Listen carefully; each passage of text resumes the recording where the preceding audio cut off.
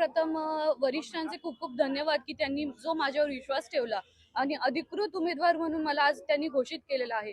AB form मिळाल्यानंतर मी तुम्हाला सांगू इच्छिते की मला खरंच खूप आनंद होत आहे। पूर्ण फॅमिली, माझे संपूर्ण कुटुंब, माझा पूर्ण प्रभाग हा माझ्या खुशीमध्ये सामील झालेला आहे आणि अत्यंत मला सांगताना आनंद होतोय की आज आम्ही आमचा अर्ज दाखल करायला जात आहे आणि तुम्ही बघतच असाल आजूबाजूला किती जण मला आशीर्वाद द्यायला आलेले आहेत।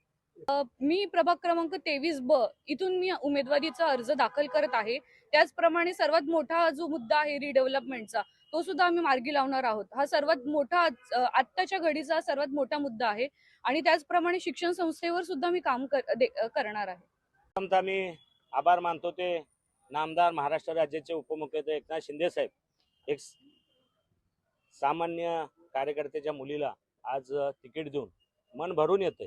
कारण शेवटी आयुष्यभर काम केल्यानंतर प्रत्येक कार्यकर्त्याला वाटतं की निवडणूक लढायची, तर त्याच्यामध्ये आज त्यांनी ज्यावेळेला एबी फॉर्म दिला डोळ्यामध्ये अश्रू होते। कारण सांगण्याचं कारण एकच की म्हणून प्रत्येक शिवसैनिकाला मी सांगत असतो 32 वर्ष की एक ना एक दिवस तुम्हाला शिवसेना, हिंदू हृदय सम्राट, शिवसेना प्रमुख न्याय दिल्याशिवाय राहणार नाही। फक्त काम करत राहा आणि तो आज मला न्याय मिळालेला आहे। आज आशूला, माझ्या मुलीला तिकीट भेटलेले आणि विभागातील सर्व महिला भगिनी नागरिकांनी ठरवलेले की कुठल्या ज्योतिषाकडे जायची गरज। यावेळेला शिवसेनेचा धनुष्यबाण हा नवी मुंबई महानगरपालिका फडकशिवाय राहणार नाही। म्हणून प्रथमतः त्या ठिकाणी नाटा साहेब असतील, किशोर पाटकर असतील, खासदार नरेश म्हस्के साहेब असतील, त्यांचा मी शतश आभार मानतो की त्यांनी आज एबी फॉर्म देऊन जो माने परिवारावर जे प्रेम दाखवलं तो शिवसैनिकाचाच विजय। धन्यवाद। जय हिंद, जय महाराष्ट्र।